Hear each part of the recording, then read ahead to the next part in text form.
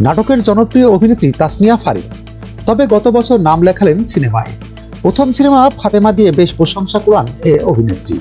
এটি পরিচালনা করেছেন ধ্রুব হাসান। সিনেমাটি দেশের বাইরে বিভিন্ন আন্তর্জাতিক উৎসবে অংশ নিয়ে অর্জন করেছে বিভিন্ন পুরস্কারও। ঢাকা আন্তর্জাতিক উৎসবেও এটি প্রদর্শিত হয়েছে। এবার সিনেমাটি ঘরে বসে দেখতে পাবেন দর্শকরা। জানা গেছে 20 ফেব্রুয়ারি দেশীয় ওটিটি প্ল্যাটফর্ম বঙ্গতে এটি মুক্তি দেওয়া হবে। এ প্রসঙ্গে অভিনেত্রী তাসনিয়া ফারিন বলেন, এটি আমার প্রথম সিনেমা। প্রেক্ষাগৃহে মুক্তির পর ভালো সাড়া পেয়েছে। এবার ওটিটিতে মুক্তি পাচ্ছে।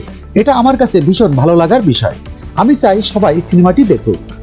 সংশ্লিষ্টরা জানান, এটি গত বছরেই ওটিটিতে মুক্তি দেওয়ার কথা থাকলেও গত জুলাইয়ে বৈষম্য বিরোধী ছাত্র আন্দোলন ও সরকার পতনের প্রেক্ষাপটে সেই সিদ্ধান্ত পিছিয়ে যায়। সিনেমাটিতে উঠে এসেছে এক নারীর জীবন সংগ্রামের গল্প। পরিবারের মায়া ছেড়ে ঢাকা শহরে এসে নতুন করে জীবন শুরু করার যে সংগ্রাম, তাই দেখানো হয়েছে তাতে। এদিকে ক্যারিয়ারের প্রথম সিনেমার সাফল্যের এরকম আরো কাজ করতে চান বলে জানিয়েছেন এই অভিনেত্রী। ASBD 24, সত্য প্রকাশে প্রতিশ্রুতিবদ্ধ। চ্যানেলটি সাবস্ক্রাইব করুন।